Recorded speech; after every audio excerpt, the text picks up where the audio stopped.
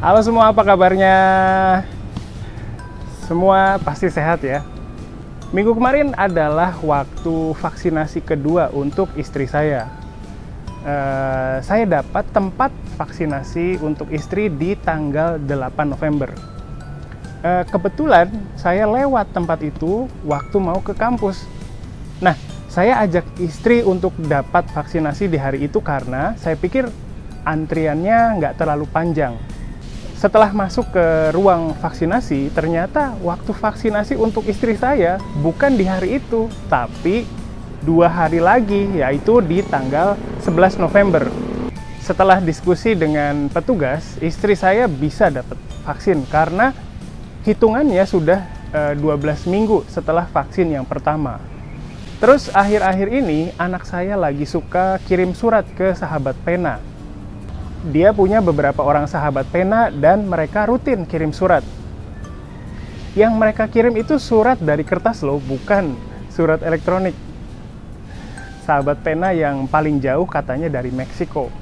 Anak saya bilang kalau dia nikmatin proses tulis dan kirim suratnya.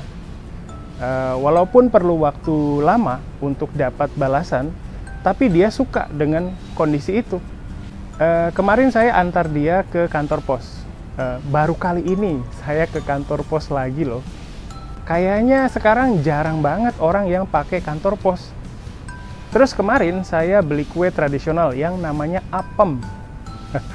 Jadi di daerah tempat tinggal saya ada penjual kue apem yang baru. Dan tempatnya ramai banget. Banyak orang yang beli kue di situ. Posisi tempat jualannya itu ada di pinggir jalan. Saya juga sebenarnya sudah sering lewat tempat mereka, tapi karena selalu penuh, jadi agak malas untuk berhenti dan beli kuenya. Nah, kemarin kebetulan tempatnya lagi sepi, jadi saya berhenti dan beli deh. Rasanya manis dan teksturnya lembut. Manisnya dari gula aren, jadi rasa manisnya pas.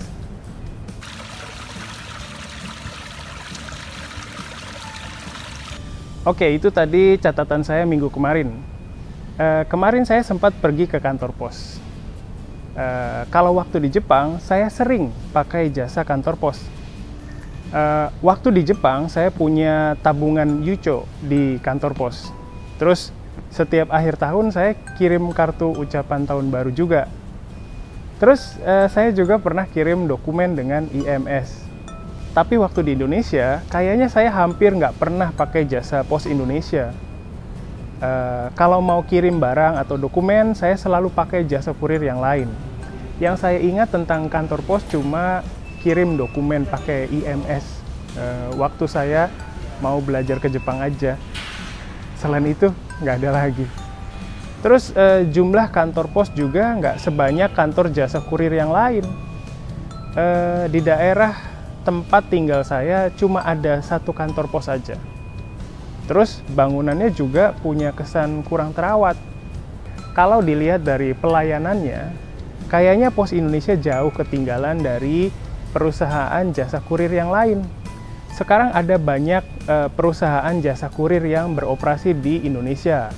Ada Tiki, JNE, JNT, Ninja Express, dan lain-lain. Kalau saya sih kayaknya lebih sering pakai JNE atau JNT. Soalnya kantor cabangnya ada di dekat rumah. Saya nggak pakai jasa Pos Indonesia soalnya pelayanannya kurang bagus. Mungkin orang yang berpikir begitu bukan saya aja. Lumayan banyak orang Indonesia yang punya pendapat yang sama. Beda dengan jasa kurir yang lain, Pos Indonesia adalah perusahaan punya pemerintah. Katanya sih karena itu jadi pengembangan jasanya nggak seperti perusahaan swasta. Tapi waktu saya antar anak saya ke kantor pos, saya lihat kayaknya pelayanannya udah jadi lebih baik lagi. Petugasnya juga ramah banget ya. Beda dengan petugas dari jasa kurir yang lain. Oke, jadi seperti yang udah kalian dengar dari tadi, dalam video kali ini saya akan ngomongin tentang jasa kurir atau jasa pengiriman paket yang ada di Indonesia. Dulu kinerja Pos Indonesia nggak bagus. Sudah biaya kelasnya mahal, harus beli buku pelajaran yang ditentukan sekolah, Dan juga harus repot-repot pergi ke sekolahnya. Padahal sudah berusaha, tapi tetap tidak bisa berbicara bahasa Indonesia. Kalau les privat, kita harus cari guru yang cocok dengan kita.